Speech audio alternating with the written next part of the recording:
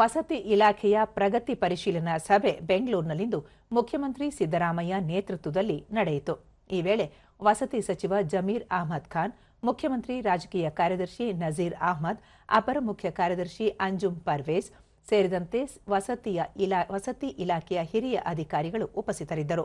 ಈ ವೇಳೆ ಮುಖ್ಯಮಂತ್ರಿ ಸಿದ್ದರಾಮಯ್ಯ ಪ್ರಧಾನಮಂತ್ರಿ ಆವಾಸ್ ನಗರ ಯೋಜನೆಯಡಿ 47,848 ಮನೆಗಳನ್ನು ಮಂಜೂರು ಮಾಡಲಾಗಿದೆ. ಇದರಲ್ಲಿ 13,303 ಮನೆಗಳು ಬಹುತೇಕ ಪೂರ್ಣಗೊಂಡಿದ್ದು 25,815 ಮನೆಗಳು ನಿರ್ಮಾಣ ಹಂತದಲ್ಲಿವೆ ಎಂದು ಹೇಳಿದರು. ಫಲಾನುಭವಿಗಳ ವಂತಿಕೆಯಾಗಿ 134 ಕೋಟಿ ರೂಪಾಯಿ ಸಂಗ್ರಹವಾಗಿದ್ದು, ಮೊದಲ ಹಂತದಲ್ಲಿ 7,900 ಮನೆಗಳು ಬಹುತೇಕ ಪೂರ್ಣಗೊಂಡಿದ್ದು, ಇನ್ನೂ 216 ಕೋಟಿ ರೂಪಾಯಿ ಫಲಾನುಭವಿಗಳ ವಂತಿಕೆ ಬಾಕಿ ಇದೆ. ಮನೆ ಹಂಚಿಕೆ ಮಾಡಲು ಸಾಧ್ಯವಾಗುವಂತೆ, ಹುಡ್ಕೋದಿಂದ ಸಾಲ ಪಡೆಯಲು ಅನುಕೂಲವಾಗುವಂತೆ ಸೂಕ್ತ ಪ್ರಸ್ತಾವನೆ ಸಿದ್ಧಪಡಿಸಲು ಅಧಿಕಾರಿಗಳಿಗೆ ಸೂಚಿಸಲಾಗಿದೆ ಎಂದರು. ಕೊಳಚೆ ನಿರ್ಮೂಲನಾ ಮಂಡಳಿಯಡಿ 42,000 ಮನೆಗಳನ್ನು ನಿರ್ಮಿಸಲಾಗುತ್ತಿದ್ದು, ರಸ್ತೆ ಸೇರಿದಂತೆ ಅಗತ್ಯ ಮೂಲ ಸೌಲಭ್ಯ ಕಲ್ಪಿಸಲು ಅನುದಾನ ಒದಗಿಸಲಾಗುವುದು.